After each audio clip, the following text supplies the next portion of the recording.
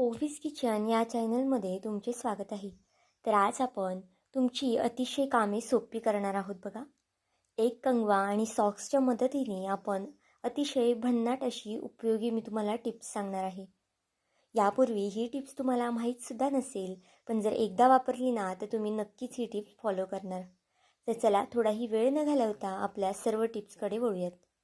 तर इथे बघा, आपण बॅगीमध्ये नेहमी लहान मुलांची कपडे अशा पद्धतीने घडी करतो. पण त्यामुळे काय होतं, कपडेसुद्धा विस्कटतात आणि मग बॅगीमध्ये जागासुद्धा उरत नाही. किंवा बेडमध्ये सुद्धा तुम्ही कपाटामध्ये सुद्धा अशा पद्धतीने कपडे फोल्ड करून नक्कीच ठेवू शकता. अगदी सोपी पद्धत आहे बघा. व्हिडिओत दाखवते त्या पद्धतीने तुम्ही जो टी शर्ट असतो तो अशा पद्धतीने उलट्या बाजूने ठेवून घ्या आणि त्यावरतीही पॅन्ट ठेवून घ्या बघा.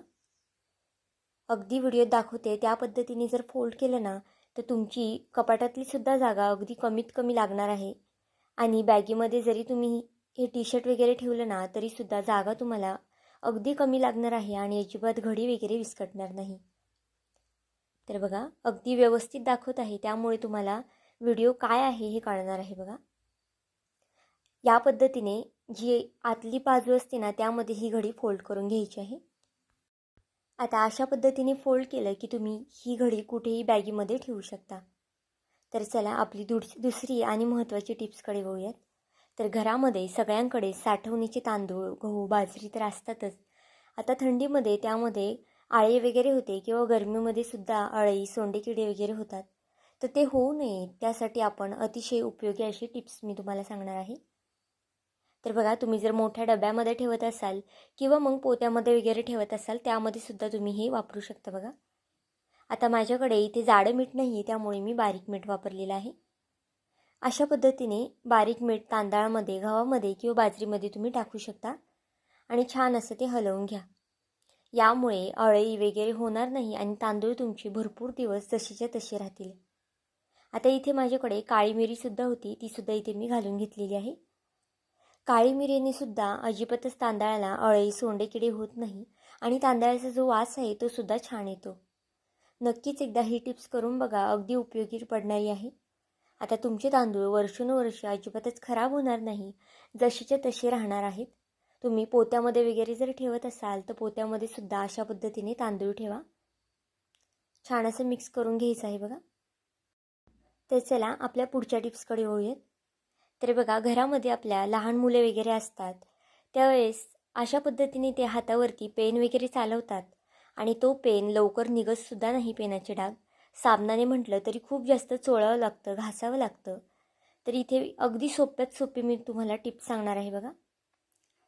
जिथे पेनाने ओरखडलेलं आहे त्यावरती अशा पद्धतीने सेंट मारून घ्यायचा आहे आणि 1 सेकंदभर थांबायचं आहे आणि लगेच हे पुसून घ्यायचं आहे. अगदी पटकनी निघलं जातं बघा. आणि नंतर साबणाने तुम्ही त्यांचा हात स्वच्छ धुवूसुद्धा शकता, म्हणजे जो सेंटचा वास आहे तो सुद्धा निघून जाईल. अगदी उपयोगी टिप्स आहे, नक्कीच फॉलो करून बघा. इथपर्यंत व्हिडिओ पाहिलाच आहे आणि व्हिडिओ थोडा जरी आवडला असेल तर व्हिडिओला एक लाईक आणि एक सबस्क्राईब नक्कीच करून घ्या.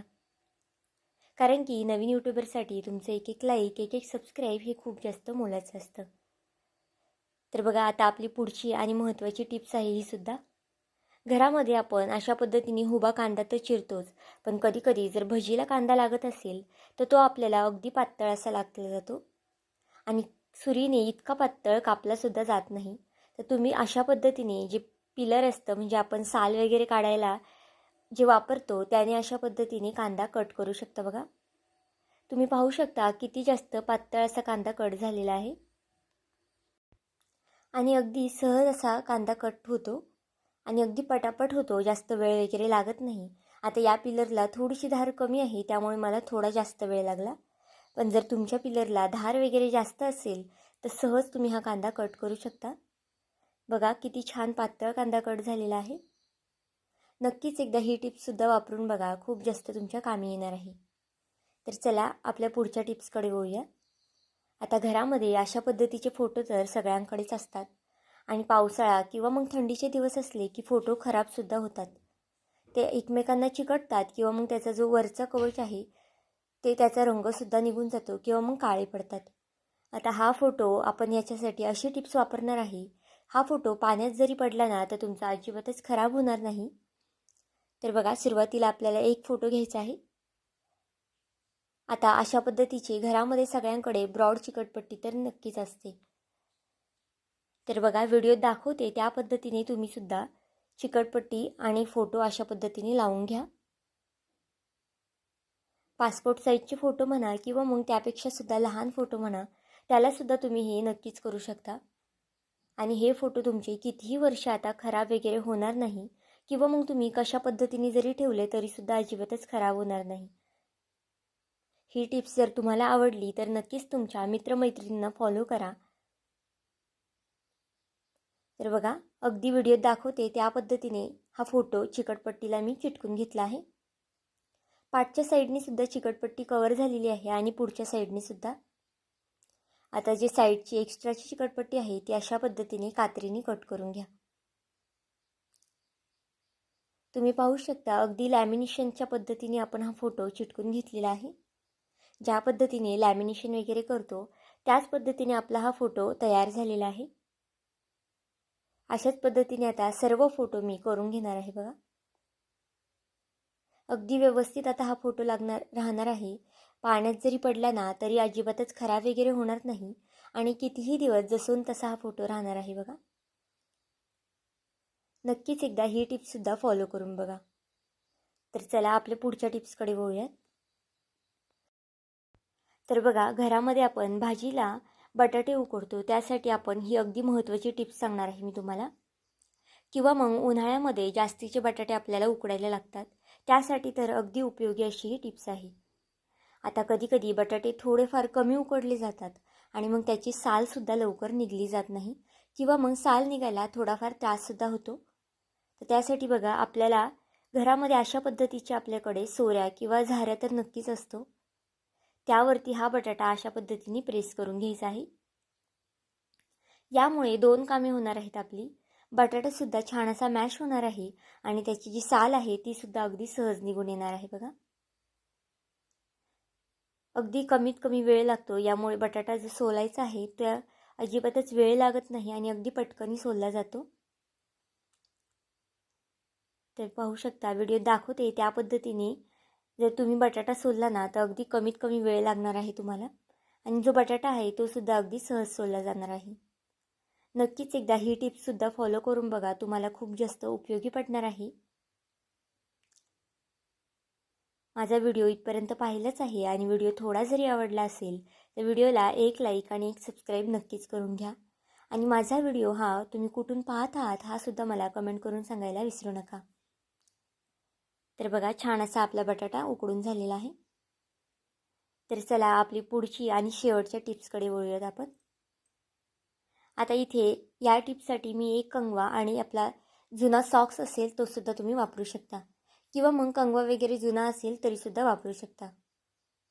आता जो कंगवा आहे तो अशा पद्धतीने सॉक्समध्ये आपल्याला टाकून घ्यायचा आहे. बघा,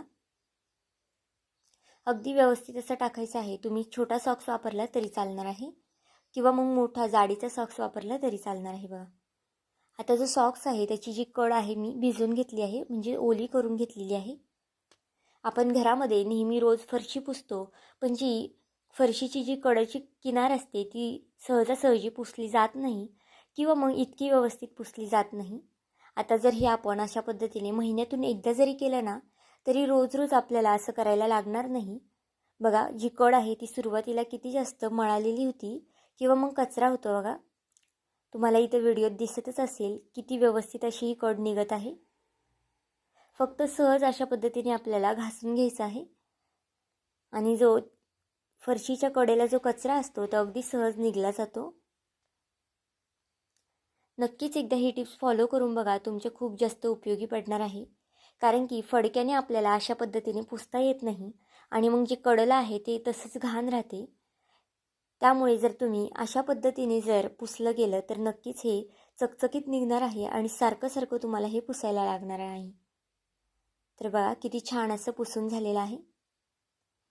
तर आजच्या सर्वच टिप्स तुम्हाला कशा वाटल्या हे मला नक्कीच कमेंट करून सांगा. आणि जर चॅनलवरती नवीन असाल तर चॅनलला एक लाईक आणि एक सबस्क्राईब करायला विसरू नका. भेटूया आपण पुन्हा एका नवीन अशाच व्हिडिओमध्ये. तोपर्यंत बाय.